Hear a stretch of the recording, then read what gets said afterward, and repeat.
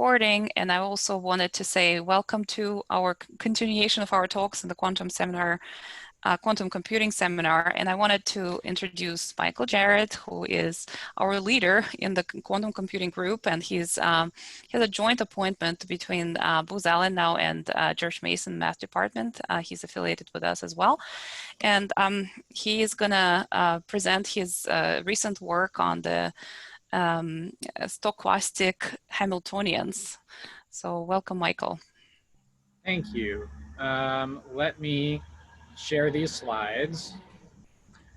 Hold on. How do I do this? Yes, Michael. So Anton is asking if we are taking questions. It's up to you if you want to. Oh, yeah, absolutely, definitely questions. And that'll be part of my spiel when I get started. So. Okay. All right. So can everyone see my slides here? Yep. Yes. Let me actually play from start. Maybe that's okay. So credit where it's due. I did not make these slides. I would never make anything quite this pretty. This is these were made by Jake Bringwatt at some point for a group meeting that he had at the University of Maryland. And hold on one second. Okay. And so you'll notice, wait, why'd things change? I didn't do that. You'll notice that the only logo that's not in a nice little, I don't know, one of these little bubbles here is the QSEC logo, because that came along after the first draft of these slides. A quick disclosure, these slides were this particular presentation was intended for a physics audience, not necessarily a math or computer science audience. And so I'm going to be jumping through some stuff, not, what do you call it? Not really focusing too much on it. But if you do have questions, please interrupt me. I've got the ability to write some stuff, and I can explain some stuff either a little more rigorously or whatever. All right, so let's just get started and sketch out what the problem is. He has an outline. I'm going to skip the outline. All right. So the gist is there's this model of quantum computation known as adiabatic quantum computing. And what this is it's ground state computation. And basically what you do is you have a Hamiltonian, which is just a Hermitian matrix that somehow encodes a physical system. On the present slide, it's H of S. And you want to vary it from some initial Hamiltonian where you know how to prepare its lowest eigenvector into some final Hamiltonian where the lowest eigenvector encodes the solution to some problem that you might be interested in.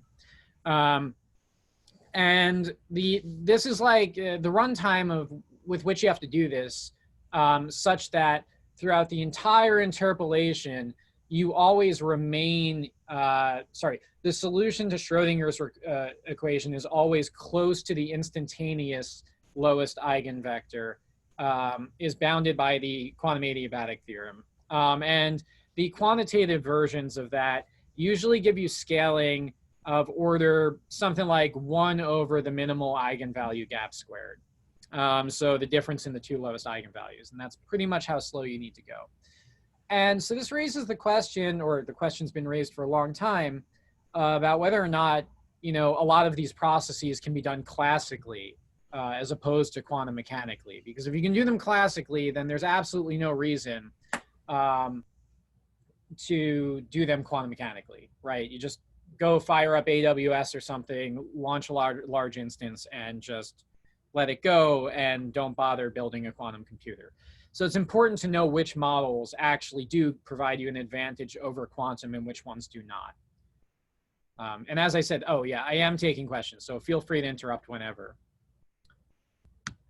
Okay, now the particular model that is of interest, I suppose, right now, and actually our construction's a little more general than this, is so-called Stoquastic Hamiltonians. And I hate this phrase, but it's made its way into the literature, and so it is what it is.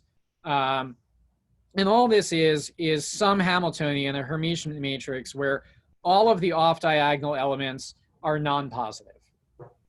And this guarantees that the matrix satisfies something like the Perron-Frobenius theorem, and that your lowest eigenvector has all positive amplitude or all non-negative amplitudes everywhere. It's believed, I heard somebody maybe wanting to ask something. Nope, okay. And so it's believed, but it's unknown whether or not you can classically simulate these things efficiently. Now, there's recent evidence that, or not recent evidence, there's a recent proof that there exists at least a super polynomial separation for general stochastic Hamiltonians. But we're going to be talking about the ones that are actually physically realizable, these things that are known as K-local. And so I'd say that that question is still entirely open.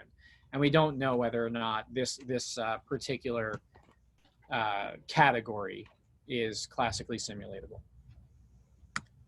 Okay, so the gist is with Monte Carlo simulations, you might experience some sort of obstruction to simulating these eigenstates. So suppose, and I need to move everybody's faces to the other side of the screen so I can see my own slide. Suppose you have a machine, and it's going to be this perfect machine that can produce statistical samples of a random variable x that's going to be distributed exactly like this lowest eigenvector normalized by its one norm. So just like probabilities, you know, it's just a probability vector, and you can get back the amplitude of the vector for any given state I that you're interested in.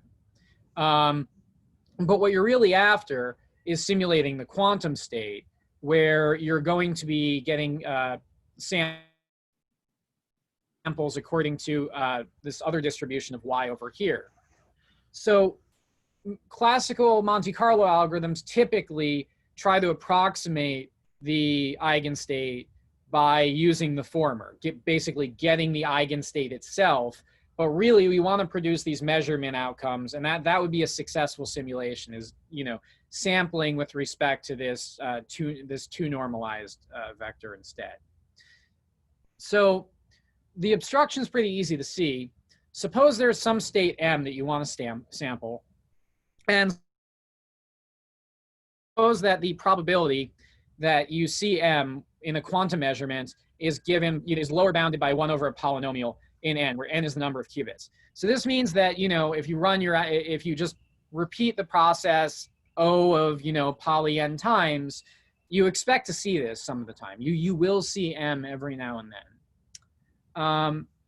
But now we have this machine that can perfectly produce this state psi, but let's see what happens if we try to use the samples that we are returned from psi to get some sort of information about what the quantum measurement would be. So you just throw it into this equation here, and you see, okay, well, what's the probability that we see this psi m? So psi m over its one norm is going to be equal to this guy, and then this, you know, is going to be greater than this thing here, over here on the right. Can you see my mouse if I'm like hovering over stuff? Is this visible? Yes. I can see it. Yeah. Okay. And so this is just the divergence in the L1 and L2 norms. And what happens is it can be exponential. And when that exponential thing, when that exponential divergence occurs, and at the same time, this inequality is almost achieved, well, you can have some really, really small probability of ever seeing m, even though here you had, you know, a reasonably large probability of seeing m. So even with a perfect machine for producing the state psi, you still won't ever see it classically, using the classical algorithm. So hopefully that makes sense. My slides are not changing. Oops, hold on. And so when does this happen? Well, most known examples for K-local Hamiltonians, or not most, all known examples for K-local Hamiltonians occur when there's some high degree of symmetry in the Hamiltonian itself. And I'll try to make that idea a little bit more precise. in a second. It's kind of a little bit challenging without a board, but the gist is, here's an example, h of s. It's going to be 1 over n. That's just a normalization constant. N is the number of qubits. And then the Hamiltonian itself is the sum over terms j of x sub j. So x is the poly x operator. So it's the matrix with off diagonal 2 by 2 matrix, off diagonal 1s, on diagonal 0s. And when you see x, it means it acts on the jth qubit. At least that's what it means on this slide. And so basically this is tensored by the identity on every other qubit it could be acting on. So this is really a very large matrix, but it's just only acting locally on this one qubit. And its effect is to really flip the bit. So this kind of generates a hypercube graph if you think about the action of this as a group element. And we're going to add to it this cost here, what we call a cost function. This is something that you're trying to minimize, or this is what's making it a non-trivial eigenstate. And W here is some diagonal matrix. And in this case, it's going to be defined entirely by its action on this eigenstate X. And it's going to produce the Hamming weight of the state X. So if you put in a bit string with 10 ones, that's just 10. So it's a ramp, right? So you've got a hypercube, and as you go up, there's a ramp, and it's fairly linear. And the thing that ends up being interesting here, even if trivial, is that it's going to take you, and you get an exponential separation between the amplitude on the all zero state in according to the classical distribution, and the amplitude on the all zero state from the quantum state that's produced. And this happens because of symmetry. This would be a good time for questions if anybody has them. If no questions, I will move on. Okay.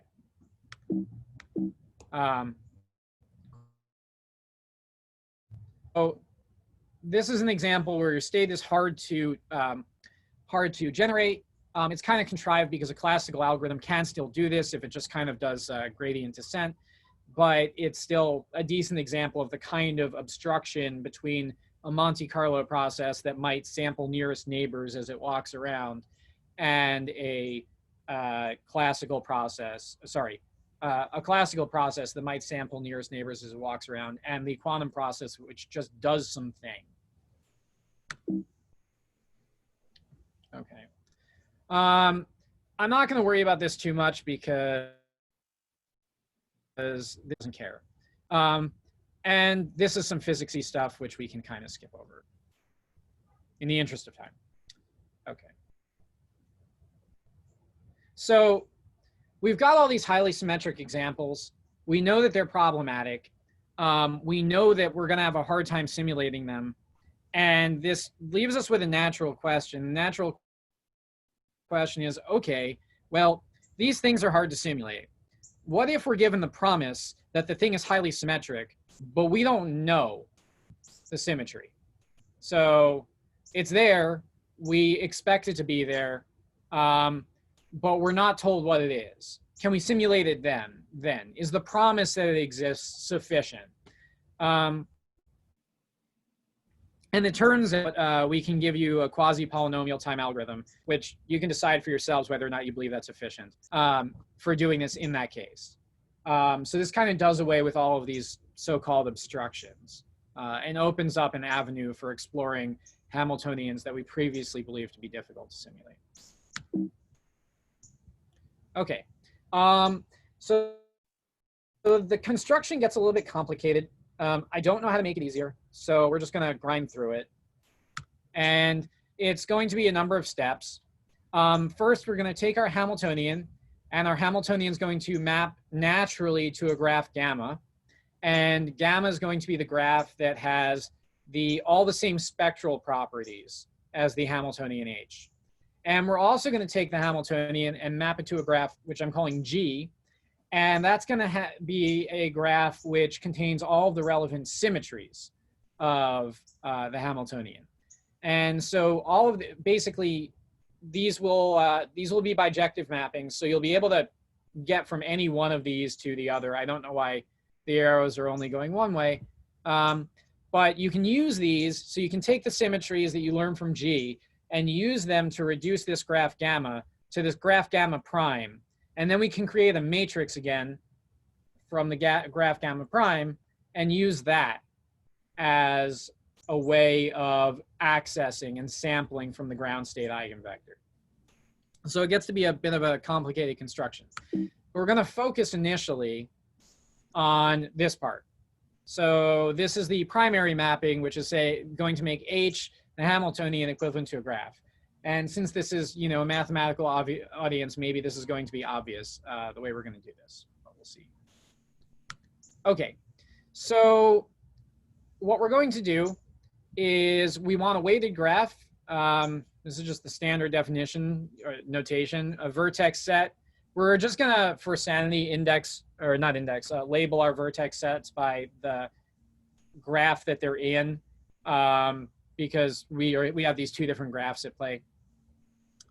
And the way we're going to, figuring out where to put everyone's, there we go. Okay, maybe if I put this at the top of the screen. So we have terms in our Hamiltonian. It's going to be H. These are the poly operators. Hopefully some folks remember those from the seminar last semester. Does anyone need a refresher on the poly matrices? Because I can do that real quickly. Yeah, maybe because there are some people who haven't attended before. Okay. Yeah. So let me get out of full screen here. Oops, hold on. I don't know how, hold on, end show. There we go. Okay, let me go back to where I was. And let me switch what I'm sharing. Sorry, I'm struggling with Zoom here. I want to just drag this. There we go. Okay, let's stop the share and let's share my pad.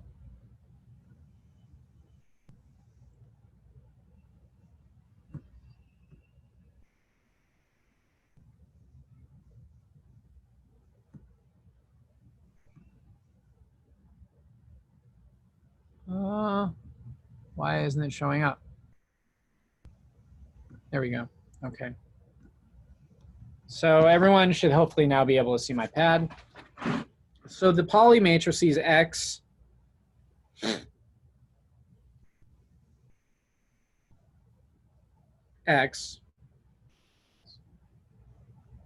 wake up.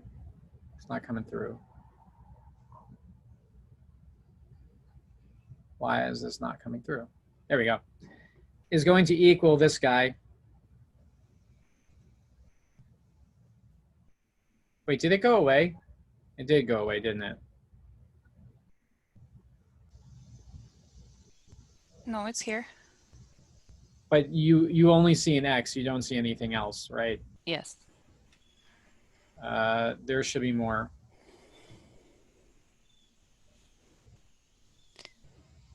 Let me try launching this again.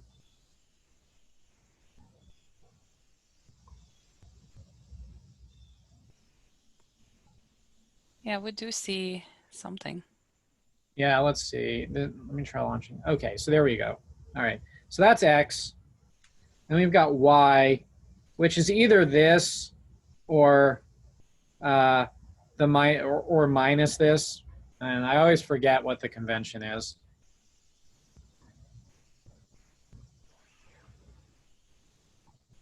And it's not showing up. This was working perfectly, like. Yeah, maybe it's the bandwidth issue. Yeah, it could be that I'm on Zoom and trying to do this at the same time. Yeah, that might not work. Maybe we should skip it then and just continue with the slides. Okay. Yeah, sorry. It's all right. Maybe we can use Zoom Annotate? I'm very bad at it, but I can try. There is a whiteboard you can share, and then you can write on that. Yeah, I'm so bad at I was trying not to use it because I'm not good with the mouse. Yeah, that's okay. We can probably just continue. You should be able to use your stylus for it as well. Really? Yeah. Okay. Well, let's see. Annotate, and then I can just like write on my like. No, it's not. No, not doing it. Different kind of stylus. And now my mouse has disappeared. Now I don't even know what's going on. Do you want to try stop sharing and share again? I would love to, but every button I'm hitting on, like, okay. I am now like completely locked out of my computer. Anton, I blame you for this. I take full credit. So how about I will stop your share. Yeah, could you do that? Because maybe I'll get control of my mouse back. Okay. Stop sharing. Okay, it looks. Did that help? Yep. Now I got my mouse back. Okay. Good. Let me try sharing the screen again. And now let me try annotate not using the stylus. So x is equal to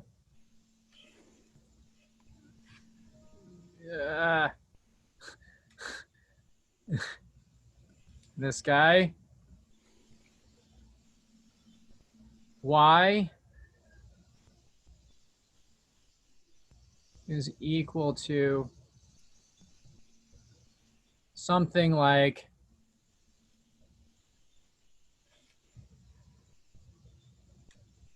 it's an I. That guy. And when I say something like, I don't know whether I have the minus sign, right? And then Z, which is going down here now, is equal to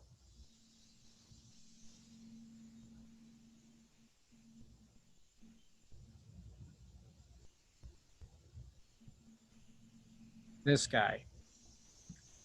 So these things with the identity form a basis for all Hermitian 2x2 matrices, if you take linear combinations of them. And so you can pretty much represent any of these Hamiltonians that we're interested in. Well, pretty much. You can represent any of the Hamiltonians that we're interested in terms of these matrices and tensor products over these matrices. So we're defining these new terms here, x sub b, which is basically just saying, oh, this is the tensor product of x's where it's only not the identity when the bit I is 1, and otherwise it's the identity. So hopefully that definition is relatively clear. And then we've got YBs and ZBs. And so things that can be written this way will ultimately be known as what's called as term-wise stochastic. So it's not as general as one can get, but it's general enough for our present discussion, and you can generalize it beyond that. And we're going to create this graph by considering basically the xb's that show up here as the generators of our edges. So if you have a vertex and you smack it with an xb, that's going to generate the next vertex. And so our vertices in our graph here are going to be all of the xb's that one can write for all bit strings. And this additional vertex infinity, which is going to be useful so that we can just basically leverage regular old graph isomorphism, graph automorphism, rather than needing to go and do something totally different or whatever. So this is just an artifact of making life easier on ourselves. And I want to stop annotating. Can I move to the next slide with that? How do I'm just going to hit that. Maybe that'll work. There we go.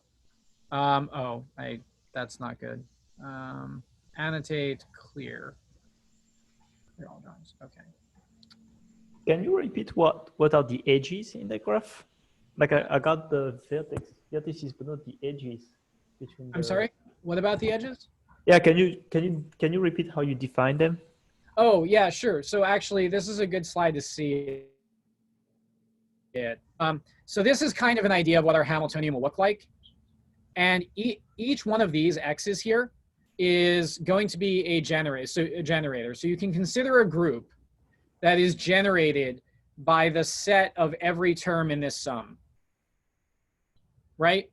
And that entire group is going to be the vertices of the graph. The edges are going to be basically, or the edge generating set is going to be each individual term in the sum.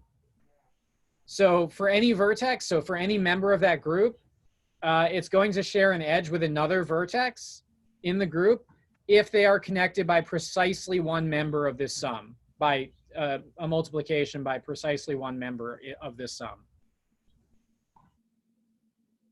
Does that make sense? So, but that's okay. Go ahead. Keep going. That's okay. I mean, if you're confused, I'm perfectly happy to spend I think I got some time to kill on this, so.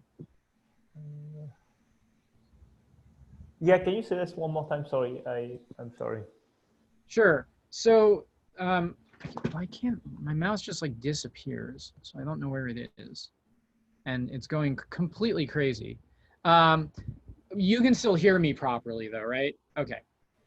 So basically the sum, just the left-hand sum, right? This is a sum over all bit strings of Hamming weight less than or equal to k. So this is imposing that k locality property, that each term in the Hamiltonian acts non-trivially on at most simultaneously. And each term in the sum, each individual like x sub b, ignore the coefficient alpha, because that's going to be the weight of the edge, but throw that away for the moment. Each term x sub b is going to generate an edge. So suppose you start at a vertex x sub 0, 0, 0 is the identity, basically, right? The identity is then going to be connected to every member of the sum by a single edge. So each member of the sum generates an edge by just a simple multiplication. And then when you go to the next vertex, you do the same thing. And so you're generating a group. The group also corresponds to the graph, and so on and so forth. Did that clarify that? And so we call this the edge generating set of the graph. And I want to kill this annotation because it's making things quite complicated. There, I got my mouse back. And I want to clear that. Okay, so hopefully that makes it make a bit more sense. And that's how we get our graph. And in this case, you know, they can be very complicated or they can be very simple. And all the y's are doing is ultimately they're going to end up killing off edges that maybe already exist. That's this constraint off to the right here, that the absolute value of beta sub b is less than or equal to alpha sub b. So like any negative term that enters in can only delete something that existed in the prior sum. So we can kind of undo edges as well as add them in, but we're not going to focus so much on the y's. The x part is what we care about. That's generating a graph. And the z's here have a pretty special place, okay, so, which we'll talk about in a second. But so this is the edge generators. It's a set of all k such that this is what it is. This is what I was just saying. So I'll leave that up for a second in case you want to look at it.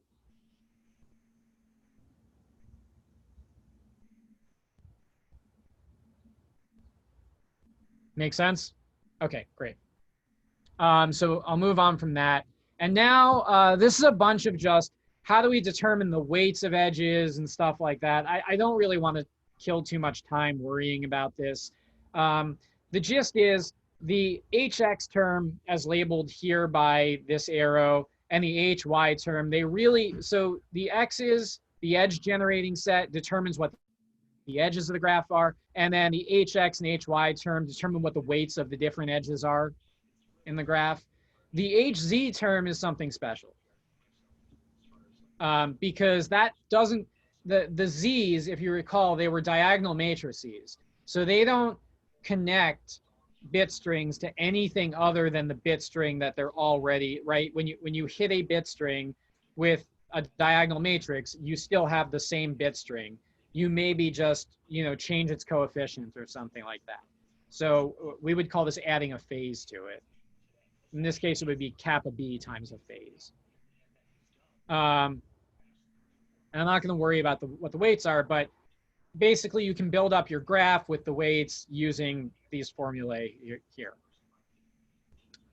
Okay, this is an example. This is probably more helpful. So this is kind of what we're talking about. So this is the Hamiltonian that we're dealing with. This is the Hamming ramp sort of example we were talking about previously. We've got the sum over x, and disclosure, these are not the j's like we were talking about. These are not bit strings. This is just x acting on the jth qubit. So it would be x, so x0 would be x 1 0 0 0 0 0 0, x2 would be x0 1 0 0 0 0, so on and so forth. And you can kind of see how this works out. You've got the x0 0 0 thing. So this is acting more or less like the identity over here. And then you've got a term in your Hamiltonian x1 0 0, which jumps you over here. You've got another one, x0 1 0, which when you hit it goes here. And you got another one, 0 0 1, which when you hit it goes here. And you end up generating the whole graph this way, just by continuously applying members of this edge generating set. But then we also have these z terms, z0 minus z1, z2. And so the way these terms work is we need to actually figure out what the weights are there. And all of these dangling edges connect to this infinity vertex. And so the way we conceive of the z's is as connected to a boundary. So the z's are imposing a boundary condition here. And the actual weight of the edge that connects you to the boundary is determined by what the assignment to your bit string is. So if you see this one here is 0 1 0, right? So 0 here gives you, let's say, a +1. 1 here gives you a -1, so you get another +1. And 0 here gives you another +1, so that's 3. So you get a 3 there. Oops, I don't know how to go back. Well, I'll just use this guy. Same thing with the 1 0 1. You see that that acts the exact opposite way as the 0 1 0. So instead of a 3, you have a -3.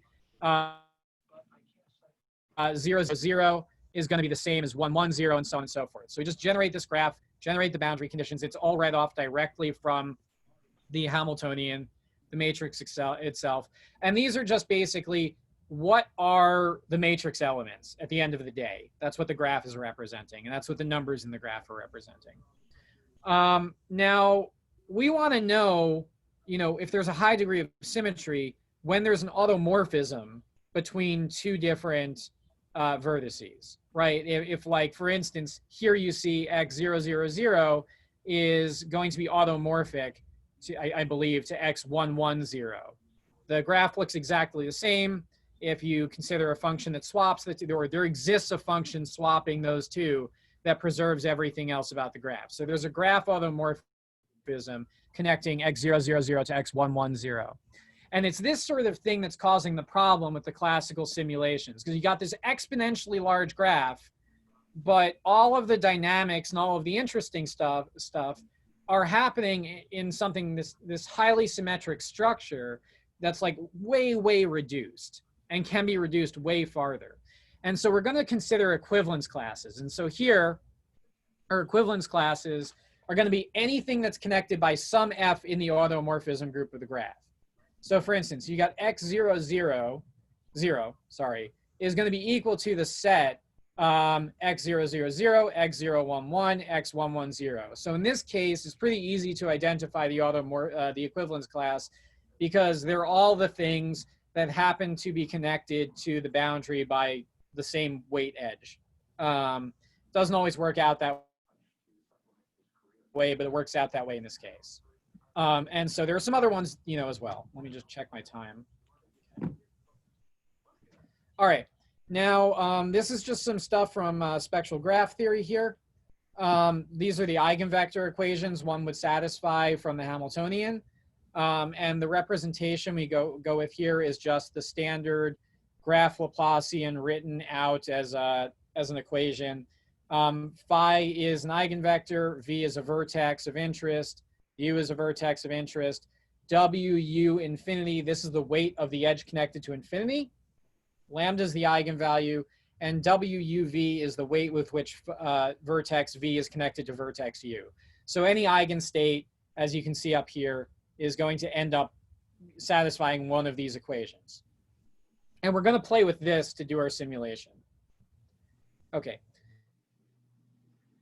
So the eigenvectors satisfy that. We're going to sum over our equivalence classes, okay, and redefine our weights. And when we do that, we end up with this guy down here on the bottom left. And so now we've got something that looks an awful lot like the original graph Laplacian sort of formalism, you know, or the set of linear equations, except it's a slightly different set of linear equations. But they're drastically reduced because they're reduced by the size of the equivalence classes. So we have way fewer equations to consider. So if we can explore just this space, we can get out all of the samples we need without having to, you know, potentially explore an exponentially large graph.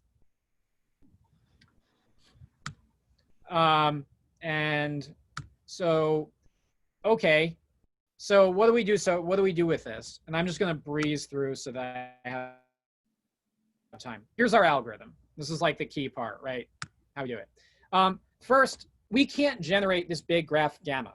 This whole thing that we just discussed, it's too much for our computer to handle. It's exponentially large. So we want to generate an effective graph, gamma prime, that has all of the relevant information that we can use to extract these eigenvectors from, or at least like their local version. And so for the moment, we're going to assume access to an algorithm called find representative, which, given two vertices in our graph, U and V, tells you yes or no, is there an automorphism F such that F of U equals V? So are they in the same equivalence class, right? And you know, you might want to be like, well, that seems awfully sketchy. That's a terribly powerful, you know, constant time oracle. But let's just pretend we can do this and see where we can get with that. So here's the algorithm.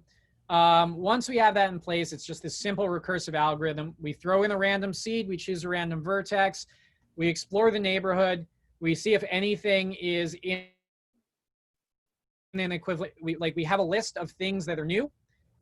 We see if anything that we're looking in the neighborhood we're exploring is already in that equivalence class, or sorry, in that list, or is equivalent to anything in that list rather. If yes, don't add it. If no, add it. So we just only ever add one representative of each equivalence class. And we explore recursively.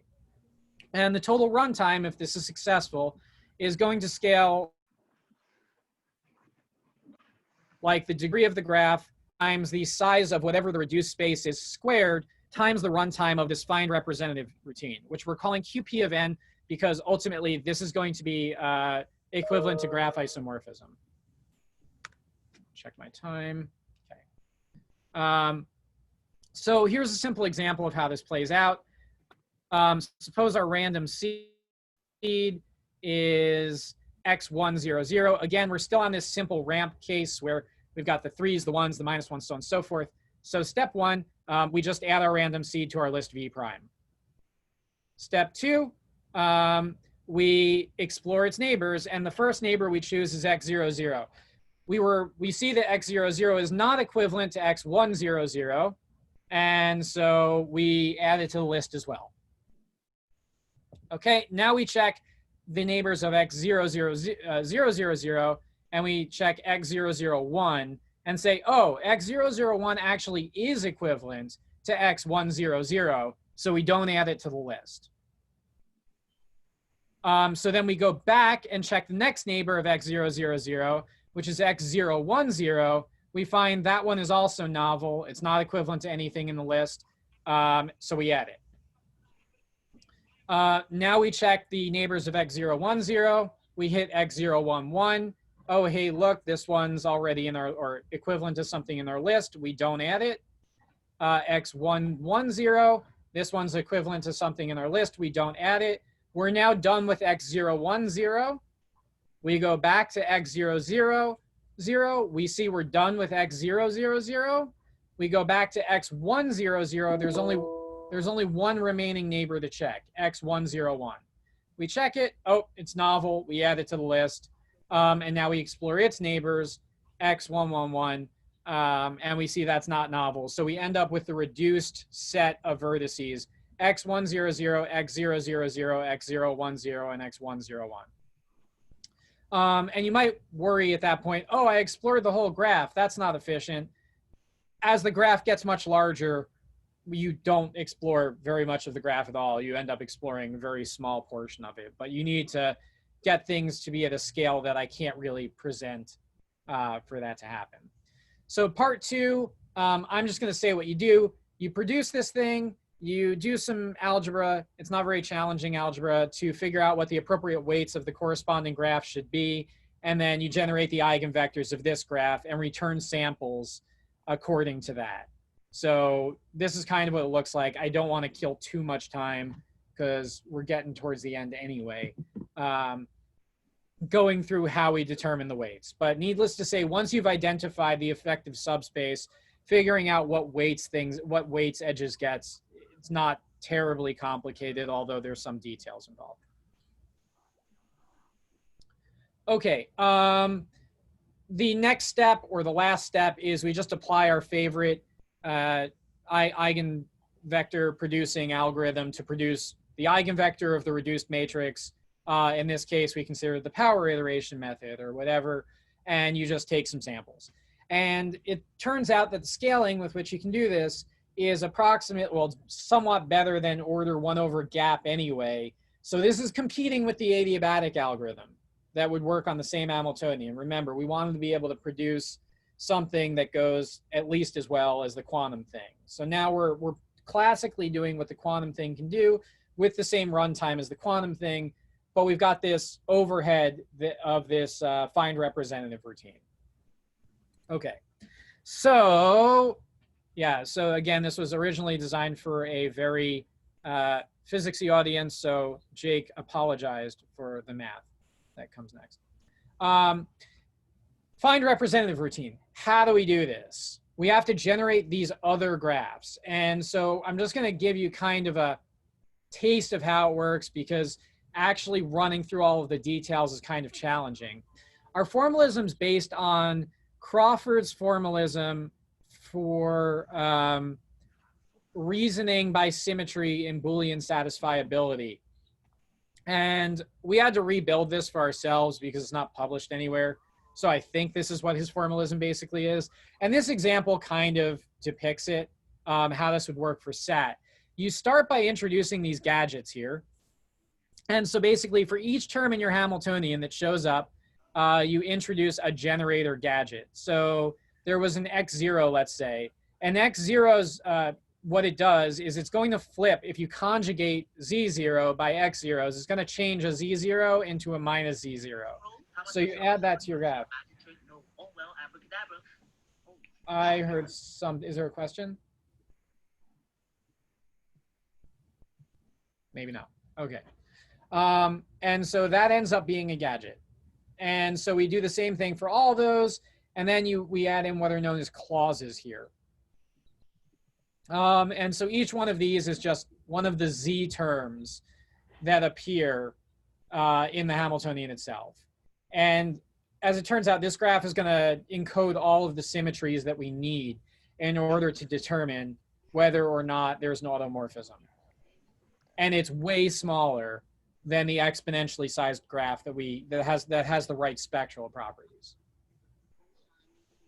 And let me try and just jump ahead to this part, which is the actual construction of this oracle. So this is what an assignment looks like. This is a gadget. Basically, this is going to say, okay, this is the vertex in the original graph that we're at, and we want to know if this is equivalent to some other vertex in the original graph. So we construct this thing out of these different gadgets, gadgets for the x's, gadgets for the y's, gadgets for the z's. And then we check if the end result is isomorphic after you add in this assignment gadget.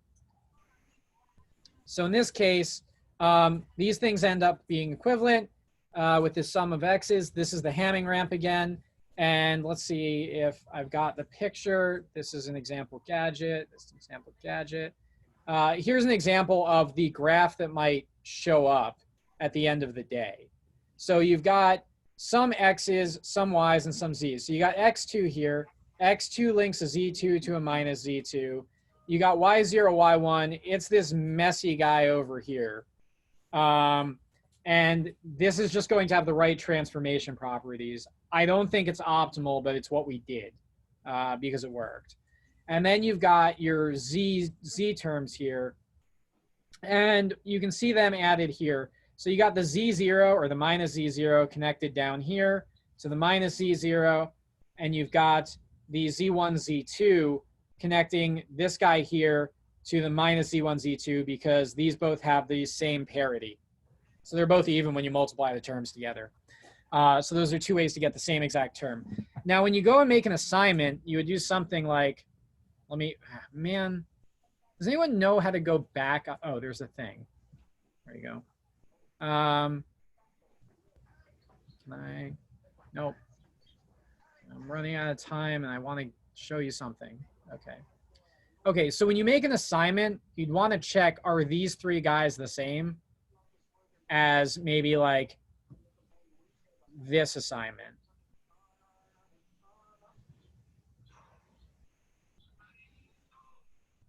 And so the way you're going to do that is you're just going to check, is the graph with this vertex here, now that I've added it, removed isomorphic to the graph with this vertex here removed. So you take this graph that has the two different assignments you want to compare. You remove one of the assignments. You say, is this thing isomorphic to the other one where I remove the other assignment? If they're isomorphic, then they're necessarily, then there necessarily is an automorphism connecting the two. And so this is complicated and gets down to like the math and the construction and everything. But this is how it ends up working out. And you can answer this question pretty quickly. There's only polynomially many terms. And now that we know that graph isomorphism is actually not a hard problem, this allows us to efficiently simulate these Hamiltonians, as opposed to before where we thought there was these incredible barriers against it. So let's stop annotating somehow. And let's see, putting it together. This is just more, yeah. I'm going to end it there since I'm out of time, and any more time would require me to, or if I had more time, I could build up the entire construction, but it gets complicated. So let's leave it there, and I am happy to answer questions. Hey, Michael, I had a quick question. Thanks for doing this. This actually makes a lot of the work make way more sense. This was a great presentation. I think maybe for the benefit of myself and everyone else, do you mind putting in words like symmetric subspace? Like people. Yeah, so when we say symmetric subspace, what we mean is the space of equivalence classes. If that, there's so much stuff going on in the chat box. Yeah, there are no questions there, so you can just answer. Okay. Yeah. So yeah, it's just the space of equivalence classes and the connectivity between the different equivalence classes. So really, what you end up doing is you appropriately take every vertex in the big graph and project it down to its equivalence class. And then you figure out what the right connectivity between your different equivalence classes are. And so that's the quantum process really feels the space of the equivalence classes, but it doesn't feel the larger space. The classical process feels the larger space. When you say feel, you mean the Hamiltonians spectral properties are I mean the dynamics. Oh, right? so the evolution of the Hamiltonian Yeah. really only depends on these equivalents. Right. And I mean, this is a standard like differential equation sort of thing, right? You have an initial condition where your initial state obeys a particular symmetry of the family of hold on one second. This is important. Sorry.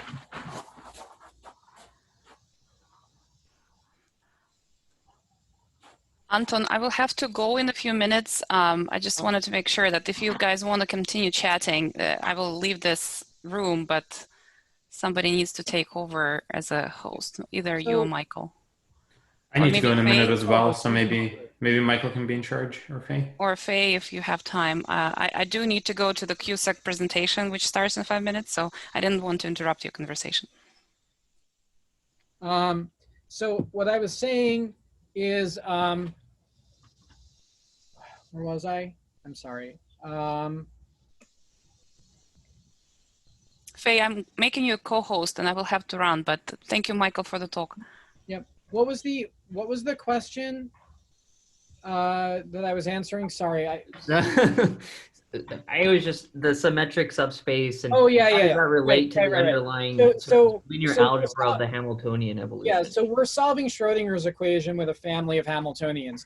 And if they all obey the same symmetries, right, and we start with a state, or we start in a state that also obeys that symmetry, then the dynamics or the evolution of the state is also constrained to obey that symmetry, right, the whole way through. Yeah, that makes sense. And so when I say the quantum state feels the symmetry, what I mean is really that the quantum state is constrained to evolving according to that symmetry. That's all. And so the classical process, of course, if you consider a random walker, is not so constrained. Yeah. Yeah, thank you. Yeah, I for some reason, like, that concept is always, I'm still trying to grok that, but yeah, symmetric subspace. Thanks.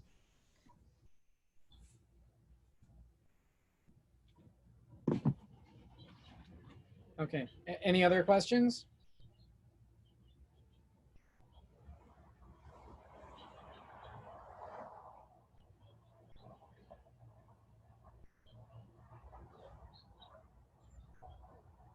Nope. Michael, where can we find Faye had a, sorry. Where can we find, Faye, I will send you the paper. There's an updated version. I also want to give a quick caveat. Oh, somebody was asking a question, then I'll respond to Faye as well. Who is saying something? I was just asking Faye's question. Oh, okay. So there is a copy of the paper on archive. I will send it to you. However, we noticed a bug in our proof and our construction. So our construction right now only holds for very particular swaps that you can perform. And it doesn't hold for every automorphism. We've corrected it, but the new version isn't out yet because we're waiting to see if the current paper gets accepted with the bug in it, we'll just add the caveat and then write a second paper. But if it doesn't get accepted, then we'll fix it all up and write a second one. But I can send you the one that we presently have, and I'll just let you know that there is this slight bug that does need to be fixed. No problem. I'll send it to you after we get off the call.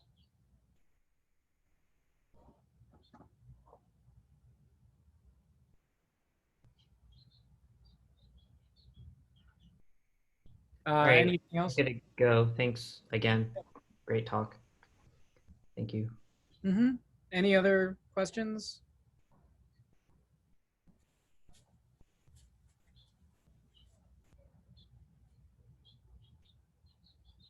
All right. Well, I guess then I don't know. I'm unaccustomed to ending my own talks. So somebody else want to do the honors? Let us all thank Michael again for this amazing talk through virtual clapping. Please raise your microphones and write something in the chat box.